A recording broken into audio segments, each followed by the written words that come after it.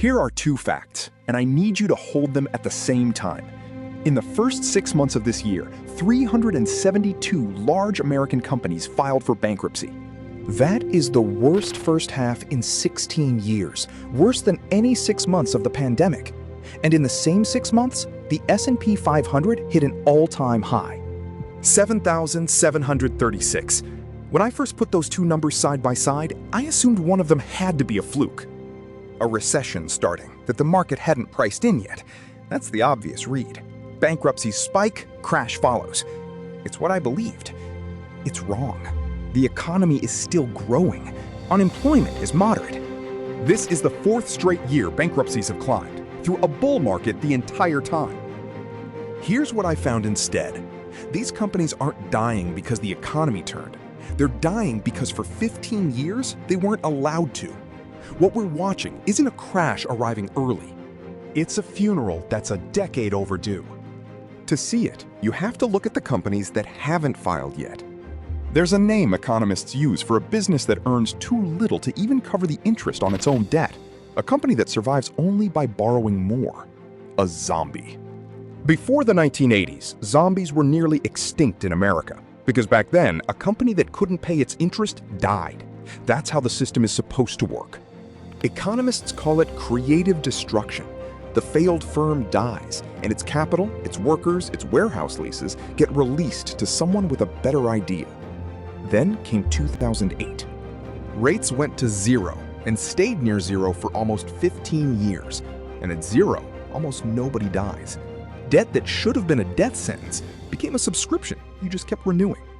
Look at the Russell 2000, the index of America's small public companies. 40% of it loses money.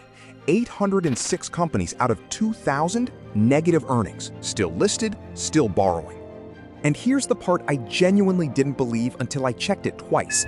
Since April of last year, the unprofitable ones are up 60%. The profitable ones, 38%. The market is paying a premium for the zombies. So why is the dying starting now? I assumed the weak companies had already been cleaned out, that 2020 did it, or the rate shock of 2022. That's the second wrong answer, and the reason it's wrong is a date on a loan document. When a company borrows, the bill doesn't come due gradually. It comes due all at once, years later, on a maturity date. And in 2020 and 2021, with rates on the floor, corporate America signed the biggest stack of cheap loans in history. Money at 2, 3, 4%. Those loans were signed for roughly 5 years. Do the math on that. The bill lands now. Corporate debt maturities were about $2 trillion in 2024. This year, they're approaching $3 trillion. For the S&P 1500 alone, $586 billion comes due in 2026. And a company rolling over a 4% loan today isn't offered 4%. In private credit, where most loans float with interest rates, borrowing that cost 4 or 5% now costs 12 to 15. Triple the interest, same struggling business. For a zombie, the maturity date isn't a refinancing, it's an execution date. That's the machine behind the record. 717 large bankruptcies last year, 372 more in 6 months this year. Small business filings up 50%. Saks Fifth Avenue's parent, Eddie Bauer, all 175 stores. QVC, under $6.6 billion in debt. Not one dramatic crash, a Q. Which left me with one last question. If thousands of companies are hitting a wall, why does the credit system look fine? Default rates in private credit, the $3 trillion loan market that now funds much of corporate America, sit under 2%. Calm, green. I thought that number meant the stress was contained. That's the third wrong answer, and it's the one that actually worries me, because there's a way to keep a dying loan out of the default statistics.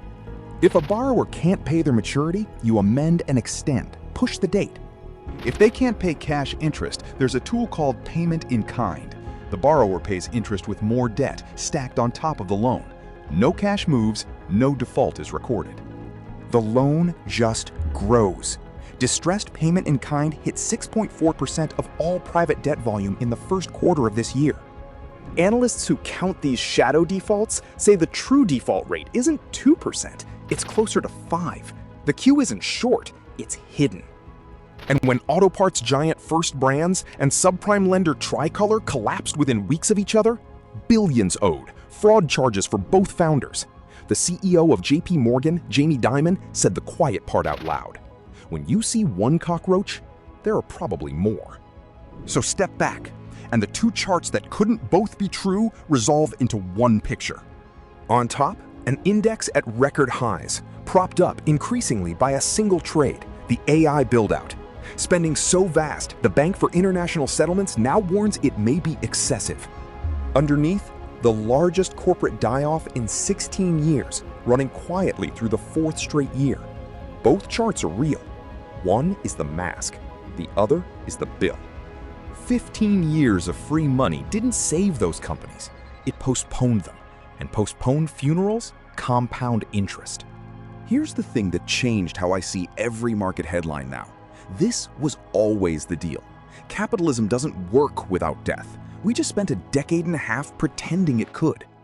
So the next time you see the market at a record high on the same day another household name files for bankruptcy, you'll know those aren't contradictory headlines. They're the same headline. The collapse isn't coming. It's overdue, and it's already here.